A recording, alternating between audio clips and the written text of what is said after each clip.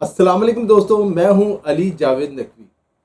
صدر ٹرمپ نے آبنائے ہرمز کو امریکی علاقہ قرار دیا تو جواب میں ایران نے امریکی ریاست کیلیفورنیا کو اپنا علاقہ قرار دے دیا۔ ٹرمپ نے تیسری بار جنگ چھیڑنے کی دھمکی دی تو ایران نے یورپ میں امریکی فوجی اڈوں کو نشانہ بنانے کی دھمکی دے دی۔ یہ اطلاع بھی ہے کہ ایرانی زیر سمندر انٹرنیٹ کی فائبر کیبل کاٹنے کی پریکٹس بھی کر چکے ہیں اور حوثی بھی ان کی مدد کر رہے ہیں۔ اب ایک طرف صدر ٹرمپ شمالی کوریا کے صدر ببلو سے ملنے کے لیے بےتاب ہیں، جو امریکہ کا دشمن نمبر 1 ہے، ایٹم بم بھی ہے اس کے پاس۔ دوسری طرف وہ امریکہ کے دوست عمان پر حملہ کرنے کی دھمکیاں دے رہے ہیں صدر ٹرمپ۔ آخر یہ سب کیا ہے؟ یہ خبر بھی آ رہی ہے کہ مکہ دفاعی معاہدے پر مبارکباد دینے کے باوجود ٹرمپ اس معاہدے سے پریشان ہے۔ مبارکباد اس لیے دی کہ اس کے علاوہ ان کے پاس کوئی آپشن نہیں تھی۔ امریکہ جو ہے وہ سعودی عرب سے بھی پیسے لے رہا ہے، انویسٹمنٹ چاہتا ہے، ترکیہ کو بھی اپنا 35 بیچ رہا ہے، پاکستان کی بھی ضرورت ہے، اب مخالفت کیسے کرتا؟ دنیا اس وقت ایران اور امریکہ کے درمیان جاری جنگ کو دو مختلف زاویوں سے دیکھ رہی ہے۔ ایک وہ جو تصویر ہے جو وائٹ ہاؤس پیش کر رہا ہے، اور دوسری وہ تصویر جو زمینی حقائق، میڈیا رپورٹس اور امریکی حکام کے بیانات سے سامنے آ رہی ہے۔ صدر ڈونلڈ ٹرمپ مسلسل دعویٰ کر رہے ہیں کہ ایران مذاکرات چاہتا ہے اور امریکہ آبنائے ہرمز کو اپنے کنٹرول میں اس کے ہے مکمل طور پہ۔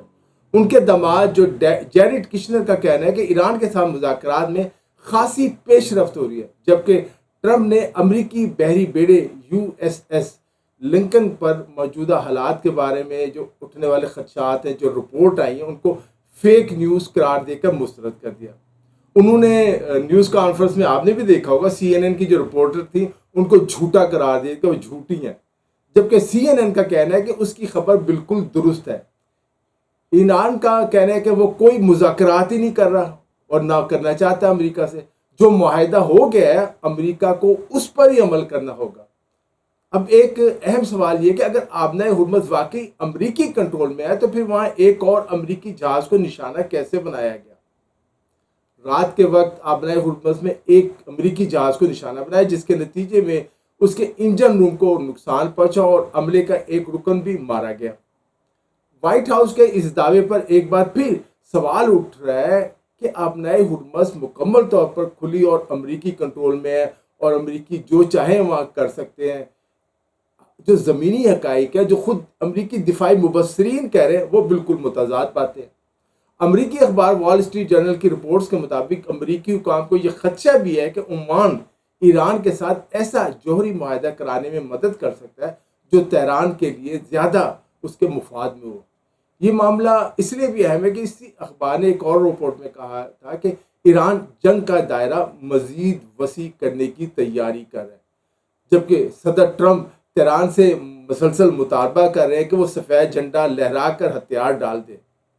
ایرانیوں کا کہنا ہے کہ وہ کسی صورت ہتھیار نہیں ڈالیں گے۔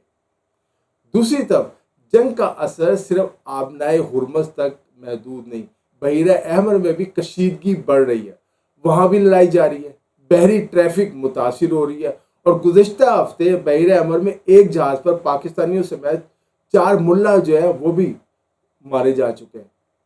اس صورتحال میں امریکی صدر کا یہ بیانیہ ہے کہ سب کچھ ان کے کنٹرول میں ہے، زمینی حقائق سے بالکل مختلف متصادم دکھائی دیتا ہے۔ ٹرمپ جو بھی دعویٰ کر رہے ہیں زمینی حقائق، خود امریکی مبصرین اس کی تردید کری کہ ایسا نہیں ہے، سب کچھ امریکہ کے کنٹرول میں نہیں ہے۔ اب یہ سمجھ نہیں آتی جو امریکہ کا دوست عمان اچانک اس کا دشمن کیسے بن گیا؟ عمان وہ تو بڑا دوست تھا امریکہ کا۔ آئیے اس بات کو سمجھنے کی کوشش کرتے ہیں۔ اس پوری کہانی میں شاید سب سے حیران کن پہلو عمان کا ہی ہے۔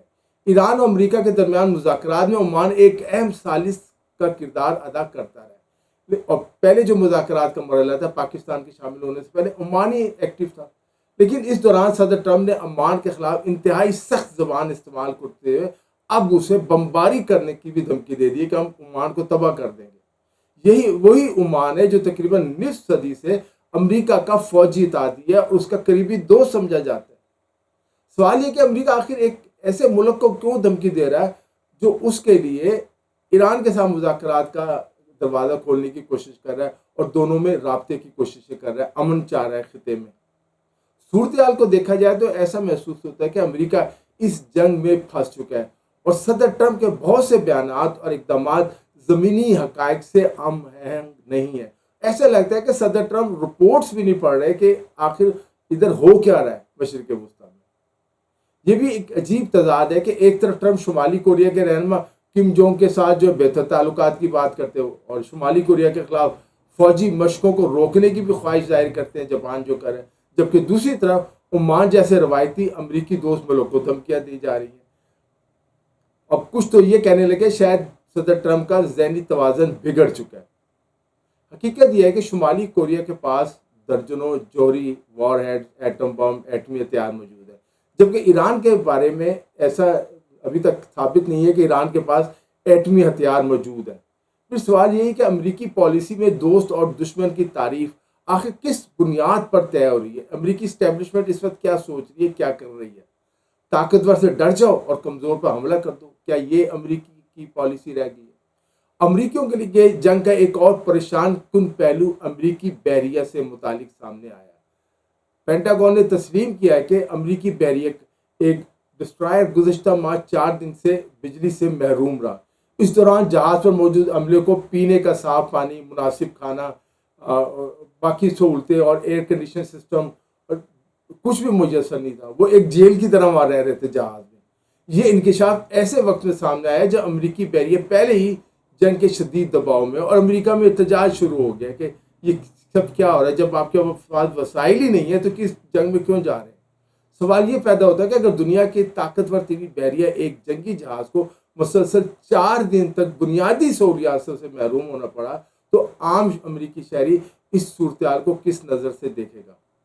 بحری اہلکاروں کے خاندان جو ان کی فیملیز ہیں وہ یو ایس ایس لنک میں موجود، لنکن جسے کہتے ہیں یو ایس لنکن، وہاں جو حالات ہے اس پہ غصے میں احتجاج کریں۔ ایسے میں ٹرمپ کی جانب سے ان کے خدشات کو مسترد کرنا سیاسی طور پر ایک بڑی غلطی قرار دیا جا رہا ہے، جبکہ الیکشن بھی وہاں مڈ ٹرم قریب آ رہے ہیں۔ جنگ شروع کرنے سے پہلے عمان نے امریکہ کو، آپ کو یاد، مشورہ دیا تھا کہ جنگ نہ شروع کی جائے، لیکن 27 فروری کو جو ہے وہ ایک انٹرویو بھی دیا تھا وزیر خارجہ نے جو عمان کے، اور کہا تھا کہ ہم کوشش کر رہے ہیں کہ ایران اور امریکہ کو مذاکرات کی بیس پر لے کے آئیں اور کوئی مسئلہ جو ہے بات چیت کے ذریعے حل کیا جائے، کیونکہ ایران نے مذاکرات کی تیاری کا اظہار کیا تھا کہ وہ آ جاتا ہے مذاکرات کرتے، لیکن جب یہ بات چیت جاری تھی اگلے دن جو ہے 28 فروری کو صدر ٹرمپ نے ایران پر بمباری کا فیصلہ کر لیا۔ اسی پس منظر میں عمانی حکام کی ناراضی کو سمجھا جا سکتا ہے۔ ایک طرف عمان مذاکرات کے ذریعے مسئلہ حل کرنے کی کوشش کر رہا تھا، دوسری طرف واشنگٹن نے جنگ کا راستہ اختیار کر لیا، اور اب وہی عمان ایران کے ساتھ مذاکرات جاری رکھے ہوئے ہیں، اور ان کا ایران کا اور عمان کا آبرائے حمص کے حوالے سے معاہدہ بھی ہو چکا ہے۔